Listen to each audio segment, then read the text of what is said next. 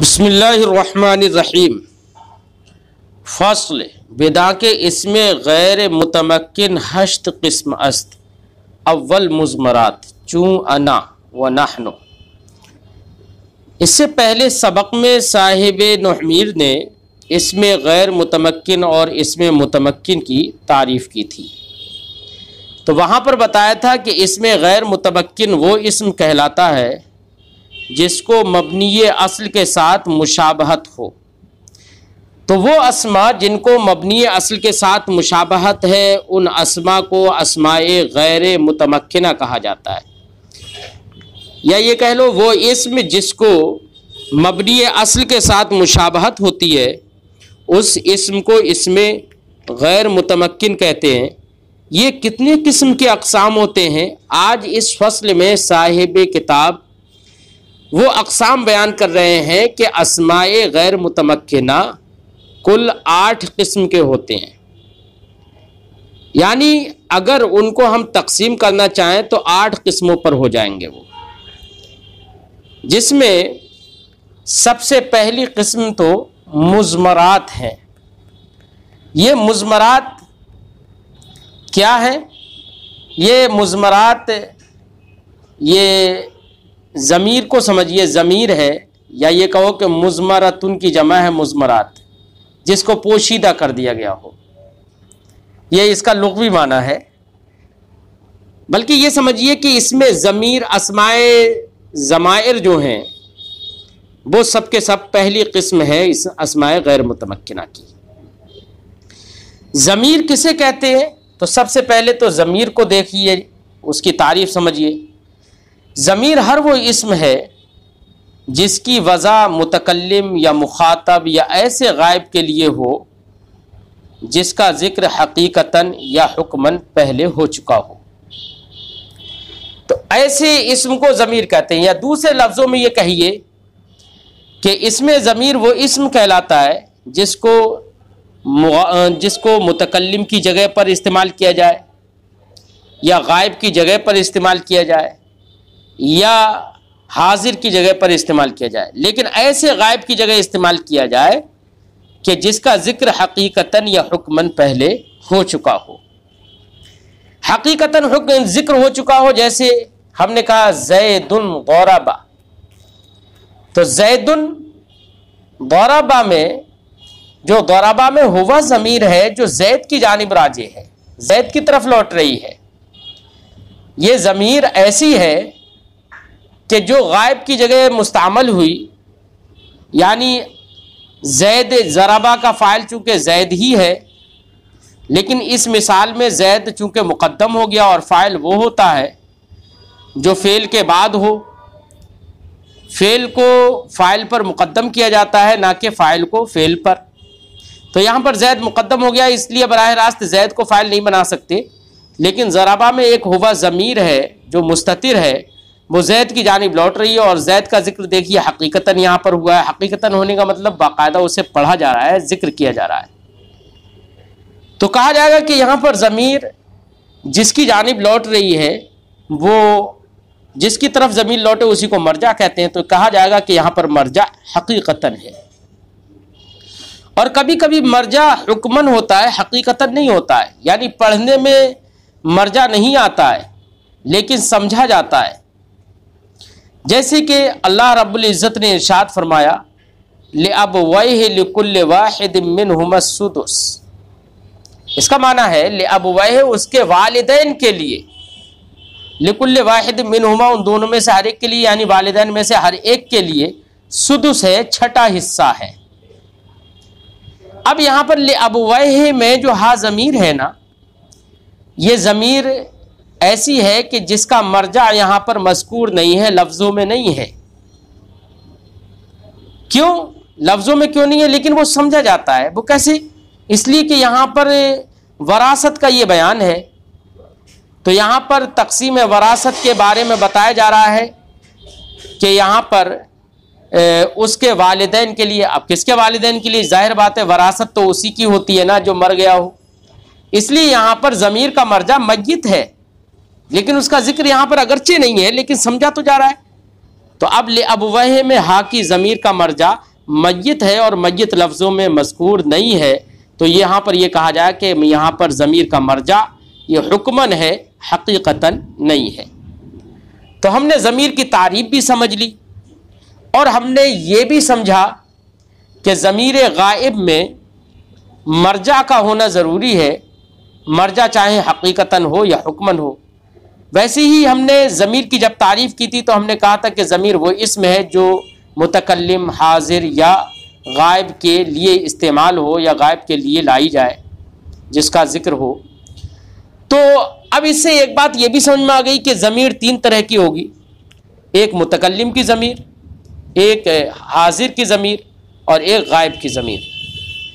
यहाँ पर एक शुबहे का इजाला कर दें कि नहवी हजरात जब ज़मायर का जिक्र करते हैं तो सबसे पहले मुतकल्लिम ज़मीर का जिक्र करते हैं, उसके बाद हाजिर का सेगा लेकर आते हैं, फिर उसके बाद गायब के सेगे लेकर आते हैं। वो इसलिए करते हैं क्योंकि नहवी हजरात जो है वो यहाँ पर तारीफ़ का लिहाज करते हैं, यानी सबसे ज़्यादा मारफा जो होगा उसको हम पहले जिक्र कर देंगे। इसलिए नहवी हजरात सबसे पहले मुतकल्लिम को जिक्र करते हैं क्योंकि मुतकल्लिम में सबसे ज़्यादा तारीफ़ होती है, वो सबसे ज़्यादा मारफा होता है। फिर उसके बाद हाजिर मारफा होता है, जो हाजिर की ज़मीरें हैं, इसलिए हाजिर के सेगे बाद में लेकर आते हैं मुतकल्लिम के बाद। फिर सबसे आखिर में गायब के सेगे लेकर आते हैं ज़मीर में।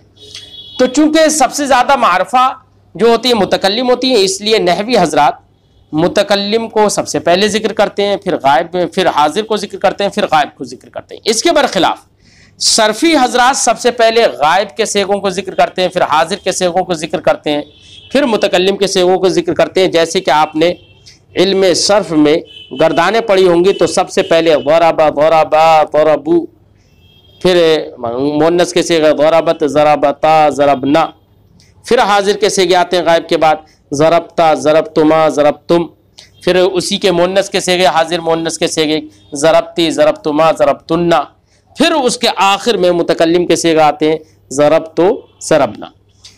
तो नहवी हजरात मुतकल्लिम को पहले जिक्र करते हैं और जबकि सरफ़ी हजरात पहले गायब, फिर हाजिर और फिर मुतकल्लिम को जिक्र करते हैं। वो सबसे बाद में मुतकल्लिम को जिक्र करते हैं। क्यों? वो हजरात जो है वो नफ्स सेगा से बहस करते हैं कि सेगा क्या है, और ये नहवी हजरात ये यहाँ पर तारीफ़ का लिहाज करते हैं, इसलिए तारीफ़ सबसे ज़्यादा चूँकि मुतकल्लिम में होती है इसलिए ये मुतकल्लिम के सेगों को जिक्र कर देते हैं पहले। तो अब आपके समझ में आ गई कि ज़मीर तीन तरह की होती है, एक मुतकल्लिम की, एक हाजिर की और एक गायब की। साहिब किताब ने कुछ मिसालें दी हैं, इन्हीं तीनों किस्म की ज़मीरों की मिसालें दी हैं। जैसे कहा है कि इसमें गैर मुतमक्किन हश्त किस्मस्त, इसमें गैर मुतमक्किन 8 किस्मों पर है। अव्वल मुज़मरात, पहली किस्म मुज़मरात है। जैसे मिसाल अना, तो अना में ये ज़मीर मुतकल्लिम की ही मिसाल दी है, लेकिन अना में आप जानते हैं कि ये ज़मीर मुतकल्लिम है और ये अपने आमिल के साथ मुत्तसिल नहीं है। तो आप पहले तो आपने ज़मीर की 3 किस्में पढ़ ली, ज़मीर मुतकल्लिम, ज़मीर हाजिर, ज़मीर गायब। फिर आप इसमें एक चीज़ और देखिए कि यही ज़मीरें जो मुतकल्लिम को हों या हाजिर की हों या गायब की हों, इन ज़मीरों में ये भी रहता है कि ये ज़मीर कभी मुत्तसिल होती है, कभी मुनफसिल होती है। यानी कभी तो इस तौर से वो अपने आमिल के साथ जुड़कर आती है और कभी आमिल के साथ जुड़कर नहीं आती है। तो ज़मीर मुतकल्लिम आमिल के साथ जुड़कर आए, उसकी भी मिसाल साहिब किताब दे रहे हैं। ज़मीर मुतकल्लिम आमिल के साथ जुड़कर नहीं आए तो उसकी भी साहिब किताब मिसाल देंगे। तो पहले यहाँ पर ज़मीर मुतकल्लिम की मिसालें साहिब किताब ने दे दी हैं। जैसे कि अना, ये ज़मीर मुनफसिल है, ये अपने आमिल के साथ जुड़कर नहीं आती है, और जो ज़मीर मुनफसिल आमिल के साथ जुड़कर नहीं आती है तभी तो उसे मुनफसिल कहते हैं, क्योंकि वो जुदा होती है अपने आमिल से। तो ज़मीर मुनफसिल आमिल से मुक़द्दम भी हो जाती है, क्योंकि वो अपने आमिल के साथ मुत्तसिल होती नहीं है, उसका इत्तिसाल होता नहीं, तो वो मुक़द्दम भी हो जाती है। इसके बरखिलाफ ज़मीर मुत्तसिल जो होती है वो अपने आमिल के साथ जुड़कर आती है। तो ज़मीर मुत्तसिल जब आमिल के साथ जुड़कर आती है इसलिए वो कभी आमिल पर मुक़द्दम नहीं होती है। क्यों? इसलिए कि वो मुत्तसिल इसीलिए है कि वो आमिल के साथ जुड़कर आए, और जुड़कर तभी आएगी जब को आमिल के बाद ही में हो। तभी जुड़कर आएगी। अगर आमिल से पहले आ जाएगी तब तो वो मुत्तसिल नहीं रहेगी, मुनफसिल हो जाएगी। ये दोनों बातें जहन में रखना। तो साहिब किताब ने मिसाल दी है जैसे अना, तो अना ये ज़मीर मुतकल्लिम मुनफसिल की मिसाल है। अना का मतलब मैं, और चाहे वो मर्द हो या औरत हो। और एक मिसाल दी है ज़रबतो का माना हुआ ज़दम मन, मैंने मारा। तो ज़रबतो का मतलब मैंने मारा, ये भी मर्द और जन दोनों के लिए मुस्तामल है। मर्द भी कहेगा ज़रबतो और औरत भी कहेगी ज़रबतो। तो यहाँ पर ज़मरतो में, वो ज़रबतो में जो ता ज़मीर है वो अपने आमिल के साथ देखिए जुड़कर आई है। तो ये ज़मीर मरफू, ये ज़मीर मुतकल्लिम की है लेकिन जुड़कर आई है, तो इसको ज़मीर मुत्तसिल कहेंगे। ऐसे ही इसमें ज़मीर मुतकल्लिम ही एक कभी कभी, अब ये दोनों जो हमने मिसालें दी ना अना और ज़रबतो की, ये दोनों मिसालें ऐसी हैं कि ज़मीर मुत्तसिल है और मुनफसिल है एक मिसाल में, लेकिन ये दोनों ज़मीरें ऐसी हैं जो कि महल रफ़ा में हैं, यानी या तो मुब्तदा है या फ़ाइल है। यानी अना हम कहें तो अना ये मुब्तदा भी वाक़ हो जाएगी, जब मसलन अना से तो मुब्तदा वाक़ हो गई, महल रफ़ा में है, मरफू है ये। ऐसे हमने कहा ज़रबतो, तो ज़रबतो में ता ज़मीर जो है ये चूँकि फ़ाइल है ज़रबा का, और फ़ाइल भी मरफू होता है, तो ये दोनों मिसालें मरफू होने की दे दी। ऐसी ही ज़मीर मुतकल्लिम कभी मंसूब वाक़ होती है। अब मंसूब में भी हमने कहा कि जैसे कि मरफू वाक़ हुई तो उसमें भी मुत्तसिल मुनफसिल था, वैसे अगर मंसूब वाक़ हो ज़मीर मुतकल्लिम तो उसमें भी दो सूरतें होंगी, कभी मुत्तसिल होगी कभी मुनफसिल होगी। मुनफसिल की मिसाल जैसे साहिब किताब ने दी है इयाया। इयाया का मतलब होता है ख़ास मुरा, यानी ख़ास कर मुझे। तो अब यहाँ पर इयाया, जैसे अब मैं कहूँ ज़रबा ज़ैदुन इयाया, जैद ने मुझको ही मारा, ख़ास कर मुझे मारा। तो अब यहाँ पर इयाया ये ज़मीर है तो मुतकल्लिम की, और आपने देखा कि ये अपने आमिल के साथ जुड़कर नहीं आई है, ये अलग है आमिल से, और ये ज़मीर जो है अलग भी है। और साथ ही साथ ये भी देख लीजिए कि यहाँ पर कि ज़मीर ये मफ़ऊल वाक़ हो रही है, मंसूब है, महल नसब में है। और एक के ज़मीर मंसूब हो लेकिन अपने आमिल के साथ जुड़कर आए, उसकी मिसाल साहिब किताब ने दी है जैसे कि ज़रबनी, उसने मुझे मारा। तो यहाँ पर या ज़मीर जो है ये मुतकल्लिम की ज़मीर है और ये मंसूब है और अपने आमिल के साथ जुड़कर आई है। नून वक़ाया है, यहाँ पर नून वक़ाया या मफ़ूल भी है, अपने आमिल के साथ जुड़कर आई। तो इससे भी आपको समझ में आया कि ज़मीर मंसूब जो होती है, ज़मीर मुतकल्लिम कभी मंसूब होती है, और मंसूब होती है तो कभी वो अपने आमिल के साथ जुड़कर आती है, यानी मंसूब मुत्तसिल होती है, और कभी आमिल से मुनफसिल होकर आती है, जुदा होकर आती है, तो उसी को ज़मीर मंसूब मुनफसिल कहेंगे। तो ज़रबनी का माना होगा बज़द मुरा, मुझको मारा। ऐसे ही मुतकल्लिम की ज़मीर कभी कभी मजरूर भी होती है अगर हरफ़े जर उस पर दाखिल हो जाए, जैसे कि साहिब किताब ने मिसाल दी है ली, मेरे लिए, मुरा, ली का माना मुरा यानी मेरे लिए। तो यहाँ पर या ज़मीर जो है वो मुतकल्लिम ही की ज़मीर है, वाहिद मुतकल्लिम की ज़मीर। तो यहाँ पर हरफ़े जार उस पर दाखिल हो गया, इसलिए यहाँ पर ज़मीर क्या हो गई, मजरूर हो गई। तो मुतकल्लिम की ज़मीर। और एक बात याद रहे कि ज़मीर मरफू जो होती है वो कभी मुत्तसिल होती है कभी मुनफसिल होती है, जैसे मिसालें हमने दी। ऐसी ज़मीर मंसूब भी कभी मुत्तसिल होती है कभी मुनफसिल होती है, मिसालें दी। लेकिन ज़मीर मजरूर की सिर्फ मुत्तसिल की मिसाल दी है। इसका मतलब यह है कि ज़मीर मजरूर सिर्फ और सिर्फ मुत्तसिल होती है, वो कभी आमिल से जुदा होकर नहीं आती है, वो मुनफसिल नहीं होती है। तो अब ये हमने मुतकल्लिम की ज़मीरें दिखा दी, एक ज़मीर मुतकल्लिम मुत्तसिल, एक ज़मीर मुतकल्लिम मुनफसिल। और ये मुत्तसिल और मुनफसिल होना ज़मीर मरफू। अब गोया कि ये कहो कि एक ज़मीर मरफू और एक ज़मीर मंसूब, एक ज़मीर मजरूर, ये तीन किस्में होगी ज़मीर की। फिर इन तीन किस्मों में ज़मीर मरफू जो है वो कभी मुत्तसिल कभी मुनफसिल है ना, तो दो किस्में हो गई ज़मीर मरफू की। और ज़मीर मुनफसिल ज़मीर मंसूब जो है वो भी कभी मुत्तसिल होती है कभी मुनफसिल होती है, जैसे कि मिसाल आपने देखी थी। तो दो किस्में ज़मीर मंसूब की हो गई। और ज़मीर मजरूर जो होती है वो सिर्फ मुत्तसिल होती है, तो एक किस्म ज़मीर मजरूर की हो गई। तो ज़मीर मरफू की दो किस्में, ज़मीर मंसूब की दो किस्में और ज़मीर मजरूर की एक किस्म। तो कुल किस्में कितनी हो गई? 5 किस्में हो गई। अब इनके अगर आप सेगे बनाना चाहें तो सेगे कुल कितने बनेंगे? तो आप गौर करिए। अब ये 5 किस्में आप अलग महफूज रख लेना। अब सेगों पे इनके गौर करिए कि कितने सेगे आते हैं।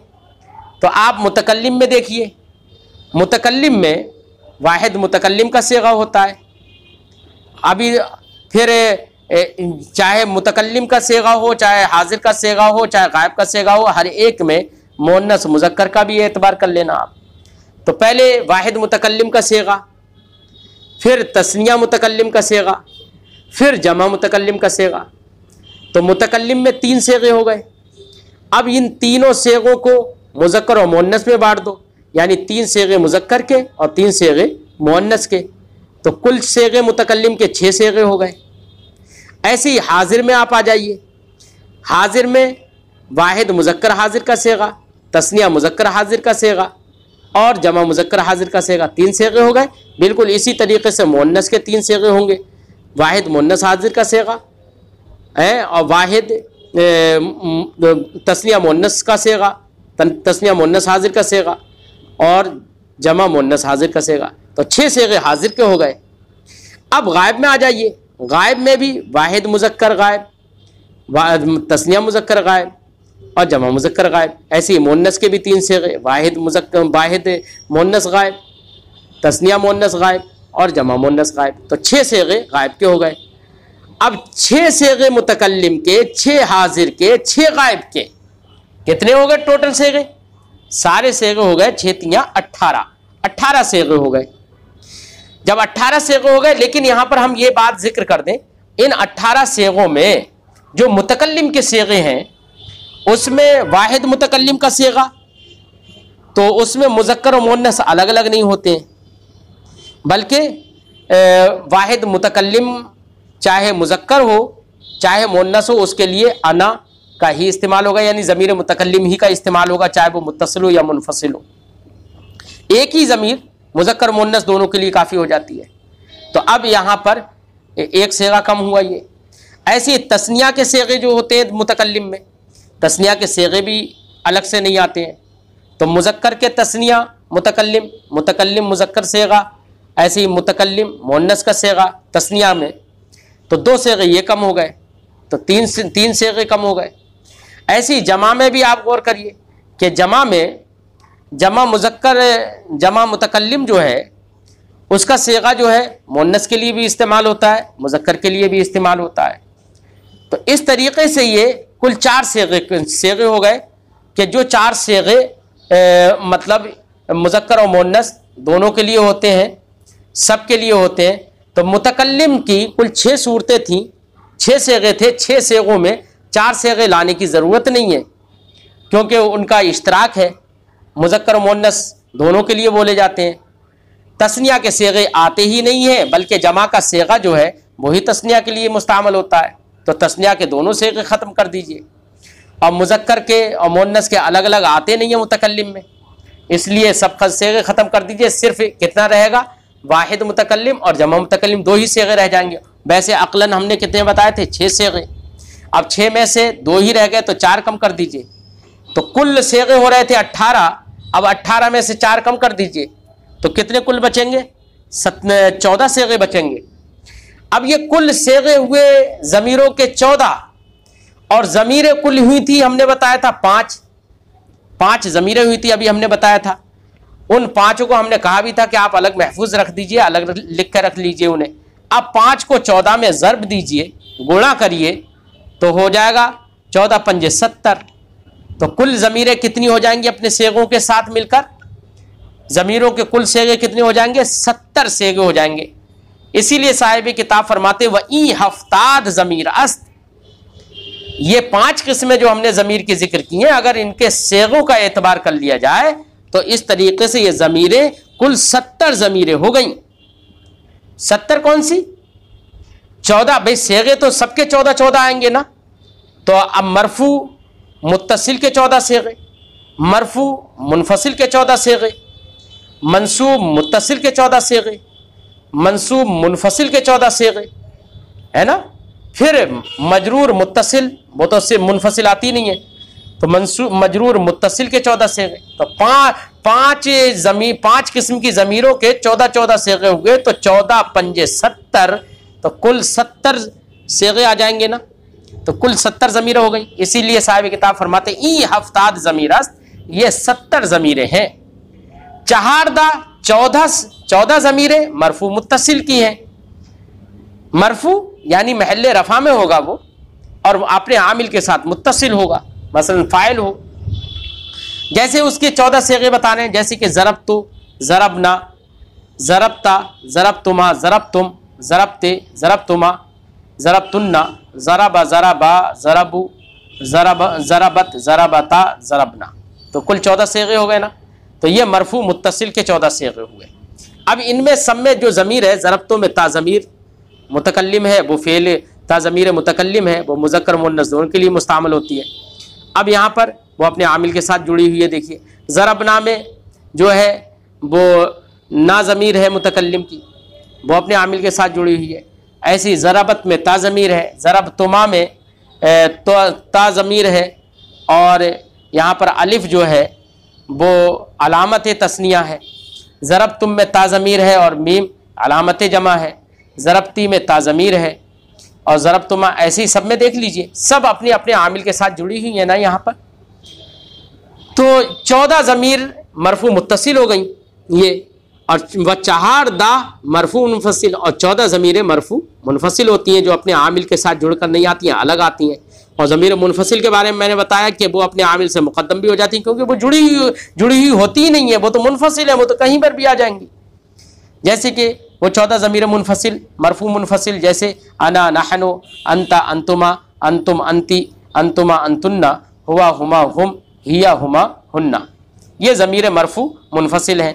मरफू इसलिए है कि ये महल रफ़ा में होती हैं, यानी या तो फ़ाइल होंगी, या मुब्तदा होंगी, या ख़बर होंगी, ऐसे, है ना। इसलिए इनको मरफू मुनफसिल कहा जाता है।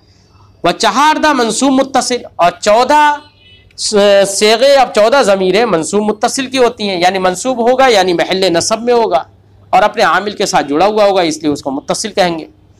जैसे कि ज़राबनी, तो नून बकाए या मफूल भी, तो या मफूल भी है तो महल नसब में है, क्योंकि मफूल भी मंसूब होता है, तो महल नसब में है, इसलिए ये मंसूब हो गई ज़मीर, और अपने आमिल के साथ जुड़ी हुई है, इसलिए मुत्तसिल है, तो मंसूब मुत्तसिल हो गई ना। ऐसे सारे सेगों में आप गौर कर लीजिए, तो 14 सेगे ये मंसूब मुत्तसिल के हो गए। ज़राबनी, ज़राबना, ज़राबका, ज़राबकुमा, ज़राबकुम, ज़राबकी, ज़राबकुमा, ज़राबकुन्ना, ज़राबहु, ज़राबहुमा, ज़राबहुम, ज़राबहा, ज़राबहुमा, ज़राबहुन्ना, है ना। वह चहारदा मंसूब मुनफसिल, और 14 ज़मीरें मंसूब मुनफसिल की होती हैं। मंसूब इसलिए कि वो महल नसब में होते हैं। ज़मीर क्या होती है? महल नसब में होती है, इसलिए उसको मंसूब कहते हैं। और मुनफसिल इसलिए कि वो अपने आमिल के साथ जुड़कर नहीं आती है, बल्कि आमिल से जुदा होकर आती है। जैसे इयाया है ना, जैसे हम मिसाल के तौर पर इयाया है, ये मंसूब है, ये कभी मरफू नहीं होगी, ये मंसूब ही रहेगी आमिल के साथ, मगर जुड़ी हुई नहीं है। मसलन आमिल से जिससे जुदा हो, मसलन हम ऐसे बना दें ज़राबा ज़ैदुन इयाया, ज़ैद ने मुझको ही मारा, तो इयाया देखो मफूल भी है, मंसूब है और अपने आमिल से जुड़ी हुई भी नहीं है, इसलिए यहाँ पर इसको मंसूब मुनफसिल कहेंगे। बाकी तमाम ज़मीरों में भी ऐसे गौर करना। तो 14 मंसूब मुनफसिल, जैसे इयाया, इयाना, इयाया वाहिद मुतकल्लिम के लिए, इयाना जमा मुतकल्लिम या तस्निया मुतकल्लिम के लिए।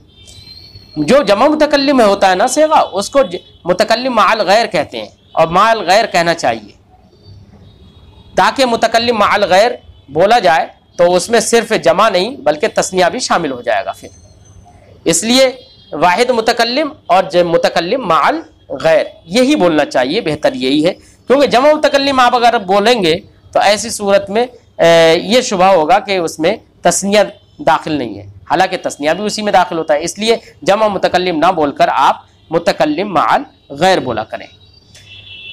जैसे इयाया, इयाना, इयाका, इयाकुमा, इयाकुम, इयाके, इयाकुमा, इयाकुन्ना, इयाहु, इयाहुमा, इयाहुम, इयाहा, इयाहुमा, इयाहुन्ना। तो ये ज़मीर मंसूब मुनफसिल 14 हो गई। वह 14 मजरूर मुत्तसिल, और 14 किस्में, 14 सूरतें, 14 सेगे मजरूर मुत्तसिल के होते हैं। मजरूर यानी हरफ जर उन पर दाखिल हो जाता है, इसलिए वो मजरूर होती है ज़मीर, और मुत्तसिल इसलिए कि वो अपने आमिल जो हरफ जर है उसके साथ जुड़कर आती है। जैसे ली, यहाँ पर देखिए हरफ जर लाम दाखिल हुआ, लाम जारदा, तो या उससे जुड़कर आई तो इसलिए मजरूर हो गई, और उस पर हरफ जार दाखिल हो गया इसलिए मजरूर हो गई, उससे जुड़कर आई इसलिए उसको मुत्तसिल कहेंगे। ली, लना, लका, लकुमा, लकुम, लकी, लकुमा, लकुन्ना, लहू, लहुमा, लहुम, लहा, लहुमा, लहुन्ना। तो ये ज़मीर मरफू, ज़मीर मजरूर मुत्तसिल की मिसालें हो गई। 14 सेगे बन गए। तो कुल ज़मीरें 5 किस्मों की थी, मरफू मुत्तसिल, मरफू मुनफसिल, मंसूब मुत्तसिल, मंसूब मुनफसिल और मजरूर मुत्तसिल। 5 किस्म की ज़मीरें थीं जिसको शुरू फसल में मुसन्निफ ने मिसाल से समझाया था, और पाँचों की 14 सेगे आते हैं। तो अब 14 को 5 से या 5 को 14 से अगर ज़र्ब देंगे तो ऐसी सूरत में 14 पंजे 70, कुल 70 ज़मीरें हो जाएंगी, या ये कह लो कि कुल 70 सेगे हो जाएंगे ज़मीरों की। इसी को साहिब किताब ने इस पूरी फसल में समझाया है।